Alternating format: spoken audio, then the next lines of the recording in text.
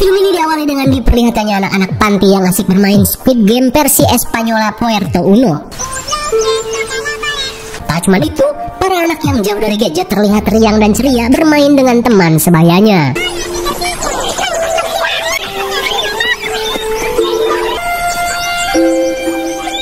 Sementara di dalam, seorang petugas panti mendapat telepon dari calon orang tua di mana mereka ingin mengadopsi seorang anak bernama Laura. Singkat waktu 30 tahun kemudian, Laura yang tadi diadopsi kini sudah dewasa dan memiliki keluarga bahagia. Meskipun suaminya yang bernama Carlos begitu kebluk dan sulit bangun ketika putra mereka merengek di kamar sebelah. Setibanya di kamar, putranya yang bernama Simon berkata jika dirinya tak bisa tidur akibat sering mendengar jeritan-jeritan bocil yang ada di panti ini. Sungguh mulia. Ternyata kini, Laura dan suaminya baru saja membeli panti asuhan masa kecilnya yang telah lama tutup untuk kembali dibuka sebagai fasilitas untuk anak-anak berkebutuhan khusus. Setelah menenangkan Simon, Laura meminta Simon untuk tidak kebanyakan halu. Terlebih di panti ini belum ada satupun anak yang tinggal.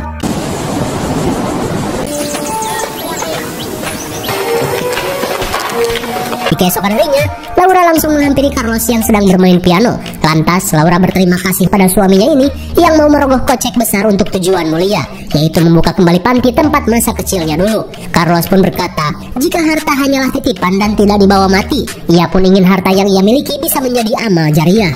Hingga di tengah percakapan, Simon yang berkostum Superman tiba-tiba datang dan mengajak orang tuanya pergi ke pantai. Namun karena sedang sibuk, Carlos meminta Laura untuk menemani Simon sementara dirinya akan mengawasi proses perbaikan panti karena acara peresmian tinggal beberapa hari lagi. Setibanya di pantai, Laura berkata jika saat kecil ia dan teman-temannya sering bermain tantangan harta karun dan menyembunyikannya ke dalam goa di bawah mercusuar. Mendengar hal itu, Simon yang penasaran ingin sekali mengecek goa itu. Beberapa saat kemudian, Laura yang sedang mengumpulkan keran langsung heran saat Simon tidak kunjung kembali. Simon! Sontak Laura pun heran saat melihat Simon yang berbicara sendiri. Namun Simon berkata jika saat ini aku baru saja mendapatkan teman baru. Dirasa Simon kembali berimajinasi, Laura langsung mengajaknya pulang terlebih saat ini si ayah sudah menunggunya. Di perjalanan pulang, Simon terlihat menjatuhkan beberapa keran seolah memberi tanda untuk temannya supaya datang ke panti.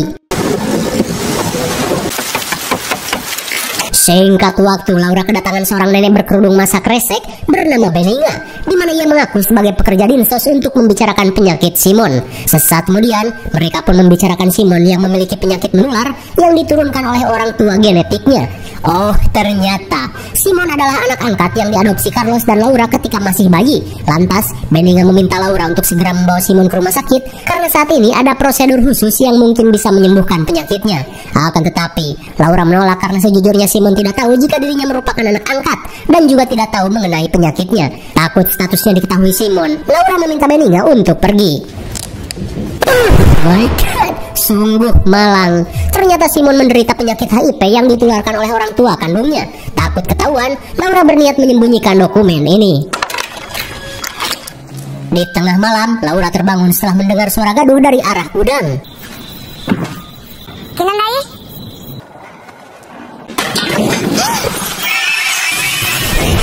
Right, asik.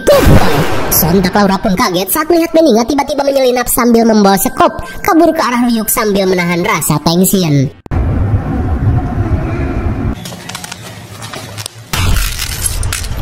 Di keesokan harinya, Laura pun heran saat kerang-kerang yang dibuang Simon di tengah jalan kini sudah terkumpul semua di depan rumah, seolah telah dikumpulkan seseorang. Namun sesaat kemudian, Laura pun kaget saat melihat Simon menggambar anak-anak yang sangat persis dengan teman Laura di masa lalu. Lantas sambil menunjukkan gambar itu, Laura pun menanyakan siapa sebenarnya sosok yang Simon gambar. Simon pun berkata jika mereka adalah teman baruku yang selalu mengajakku bermain harta karun. Dan kini, Simon yang giliran mencari harta karun berniat mengajak Laura untuk bermain.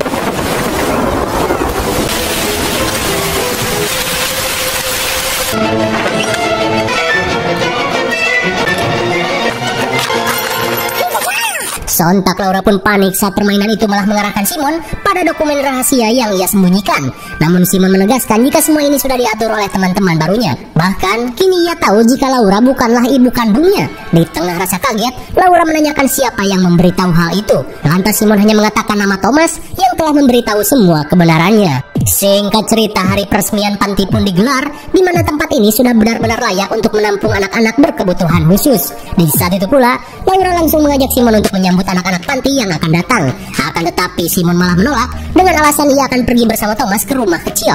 Mendengar Simon yang lagi-lagi ngehalu, Laura yang kehabisan waktu berusaha memaksanya. Sontak Laura yang kelepasan setan tidak sengaja menggampar Simon. Saat Simon menangis, Laura yang merasa bersalah langsung pergi keluar.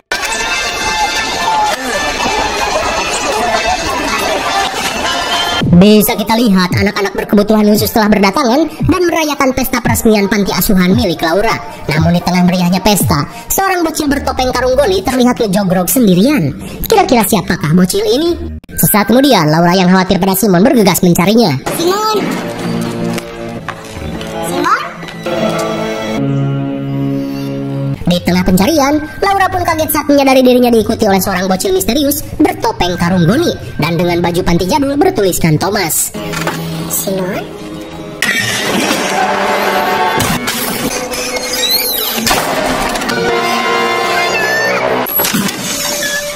Sesaat kemudian, Carlos pun heran dengan sesuatu yang terjadi pada Laura.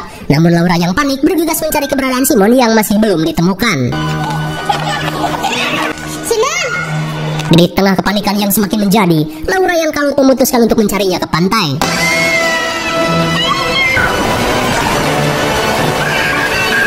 Meskipun kakinya somplak tersandung karang, Laura yang melihat Simon dalam gua sekuat tenaga berusaha untuk bangkit. Namun Carlos yang datang berusaha menyadarkan Laura jika di sana tidak ada siapapun. Singkat waktu akibat membentur karang, Laura harus mengalami somplak dan patah tulang di kakinya. Tak lama kemudian, Carlos datang bersama seorang wanita ahli psikologis dari tim kepolisian bernama Pilar. Laura pun diberitahu jika tim penyidik telah melakukan pencarian ke goa namun tidak menemukan siapapun. Kemudian, Pilar meminta ciri-ciri Benigna yang katanya sempat melakukan tindak penyusupan ke dalam wilayah panti. Karena bisa saja Benigna yang telah menculik Simon. Karena menurut keterangan, Benigna ini tidak terdaftar sebagai pekerja dinas sosial. Mendengar hal itu, sontak membuat Laura dan Carlos menjadi khawatir akan keselamatan Simon. Kembalinya ke panti, Laura yang kini harus menggunakan kursi roda diminta Carlos untuk beristirahat cukup supaya Laura cepat pulih. Di tengah malam, Laura pun terbangun setelah mendengar suara peluit jadul.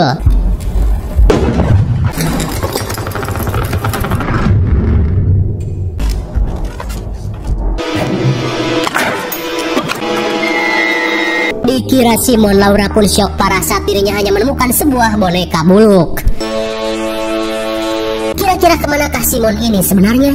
Singkat cerita, 6 bulan kemudian, Carlos pun sudah tidak tahu untuk mencari Simon kemana lagi. Hingga beberapa saat kemudian, mereka yang mendapat telepon dari Pilar bergegas OTW ke Polsek. Di tengah perjalanan, Laura pun kaget saat kembali bertemu dengan Benigna.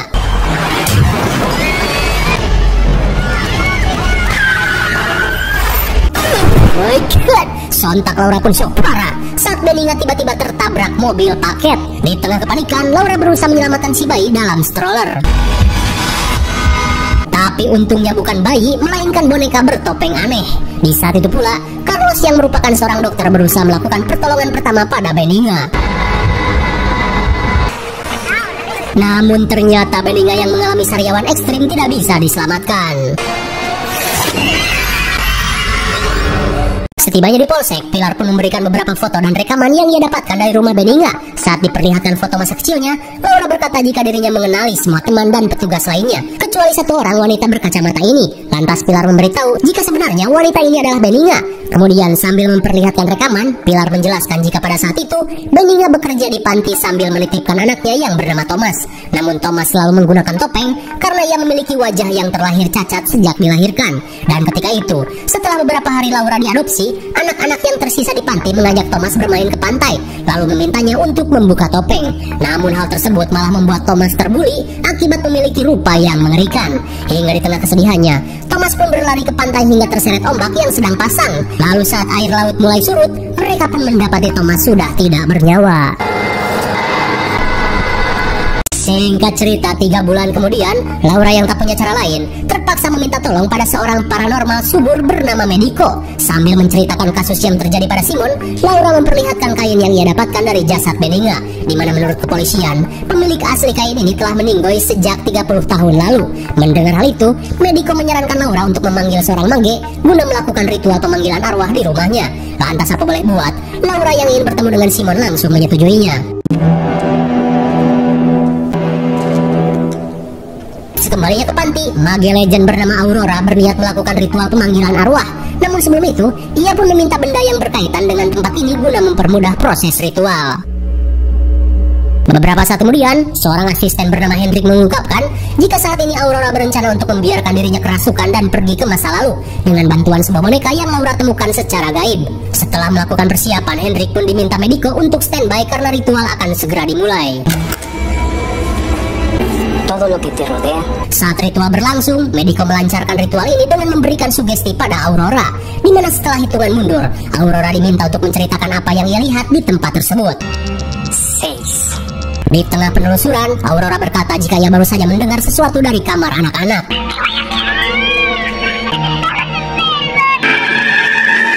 Betapa syoknya Aurora saat melihat sesuatu yang terjadi pada anak-anak di masa lalu.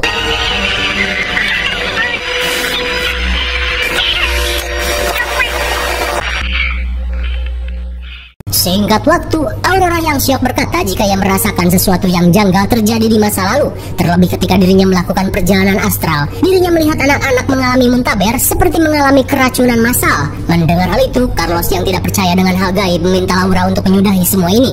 Terlebih dirinya merasa jika Aurora dan antek-anteknya hanya bersandiwara seperti para YouTuber kerasukan. Namun Laura yang tidak punya pilihan lain tetap akan melanjutkannya, karena selama 9 bulan ini ia yang mengandalkan tim penyidik masih belum menemukan sedikit pun titik terang. Hingga saat Aurora akan pergi, Laura pun menanyakan apa yang harus ia lakukan. Lantas Aurora hanya berkata agar Laura mendengarkan kata hatinya dan membuka batinnya untuk merasakan panggilan mereka. Sesaat kemudian, Laura pun kecewa dengan Carlos yang menyerah dalam mencari keberadaan Simon.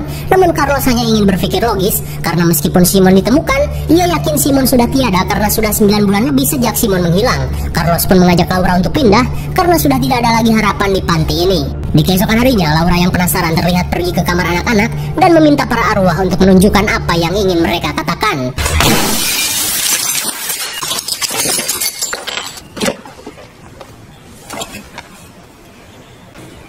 Melihat foto kebersamaannya dengan Simon, Laura pun menyadari jika arwah-arwah ini ingin melakukan permainan mencari harta karun. Akhirnya, setelah mengikuti semua petunjuk, Laura pun menemukan sebuah gagang pintu yang terlihat asing. Dan kini, ia pun mencoba mencari gagang pintu yang cocok.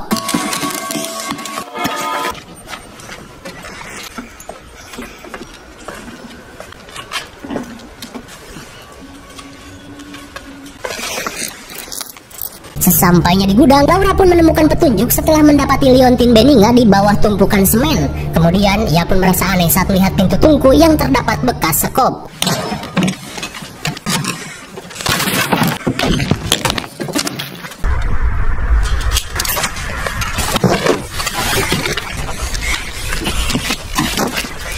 Akan tetapi Laura hanya menemukan beberapa karung yang berisi semen. Hingga di tengah keheranan, sontak Laura pun syok saat menemukan tulang rahang bocil di dalam karung berisi semen.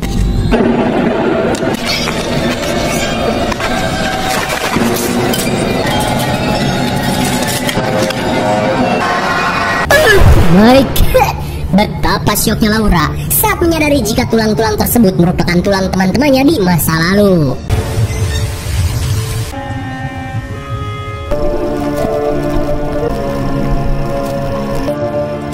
Singkat waktu, Carlos berkata jika tengkorak yang ditemukan dalam karung semen terdiri dari 5 orang anak. Laura pun menyadari jika selama ini Benninga telah meracuni anak-anak guna membalaskan kematian Thomas. Dan kini ia pun tahu alasan Benninga menyelinap ke gudang adalah untuk membawa jasad-jasad itu agar tidak ketahuan, namun keburu gagal karena kepergok. Akan tetapi Carlos yang lelah dengan semua ini mengajak Laura untuk pergi saja dan mencari tempat lain untuk mendirikan panti asuhan. Namun Laura yang masih penasaran meminta izin untuk tinggal di sini sendirian selama 2 hari lagi.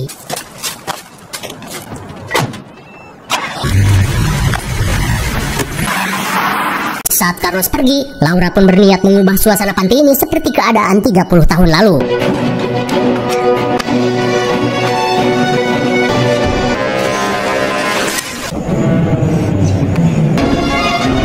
Akhirnya, setelah bekerja keras merombak suasana panti, Laura pun berhasil membawa kenangan 30 tahun lalu di tempat ini. Hingga di keesokan harinya, Laura berniat melanjutkan rencananya, yaitu dengan berperan sebagai petugas panti.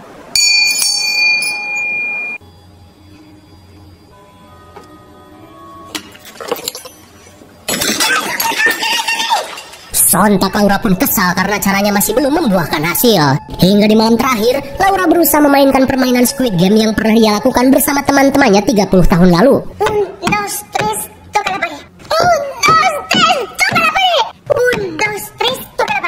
Akhirnya, Laura berhasil memanggil arwah teman-temannya.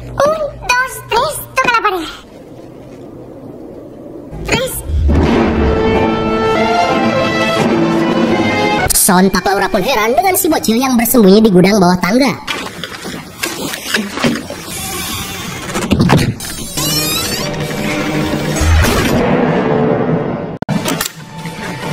Melihat gagang pintu gudang yang mirip dengan yang ia temukan, Laura pun merasa jika tempat inilah petunjuk itu berakhir.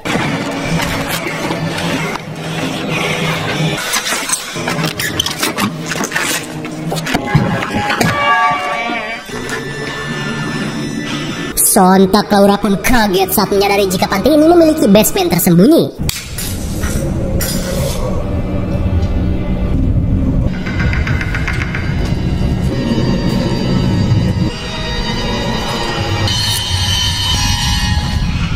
Rupanya jauh-jauh mencari kemana-mana, ternyata selama ini Simon berada di basement tersembunyi yang merupakan ruangan khusus untuk mengurung Thomas di masa lalu. Di tengah rasa lega, Laura yang melihat Simon baik-baik saja bergegas membawanya keluar. Namun Laura merasakan jika arwah-arwah di sini tidak akan membiarkannya pergi begitu saja. Lantas Laura berusaha menenangkan Simon sambil terus berdoa.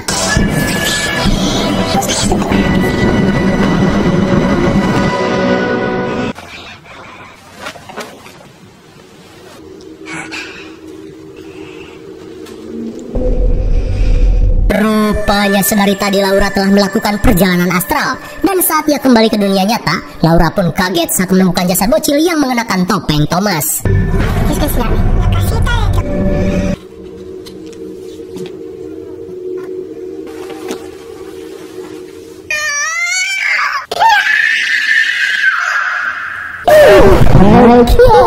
Ternyata sungguh tragis. Selama 9 bulan ini rupanya Simon terjebak di basement setelah Laura tanpa sadar mengganjal tiang besi ke pintu basement tersembunyi. Dan suara gedebruk aneh yang selama ini ia dengar sebenarnya adalah suara Simon yang terjatuh dari tangga basement hingga meninggoy. Innalillahi wa inna ilaihi roji'un. Beberapa saat kemudian, Laura yang membawa jasad Simon terlihat linglung dan tak kuasa menelan kenyataan pahit ini. Hingga di tengah malam, Laura yang penuh dengan rasa penyesalan berniat untuk hidup selamanya bersama Simon meski harus pindah alam.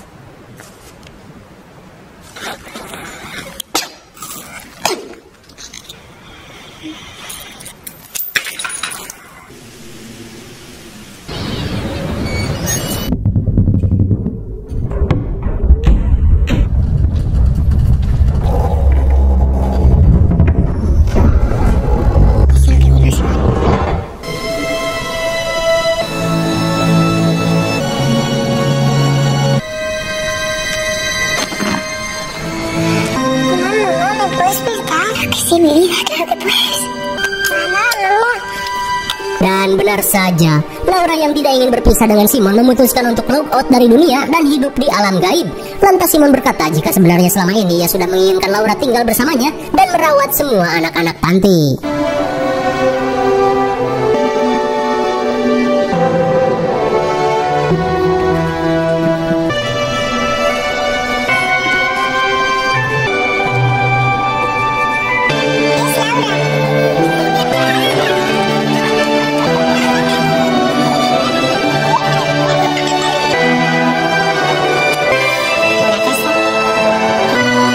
Sontak mereka pun senang saat melihat Laura kembali meskipun dengan kondisi yang sudah dewasa.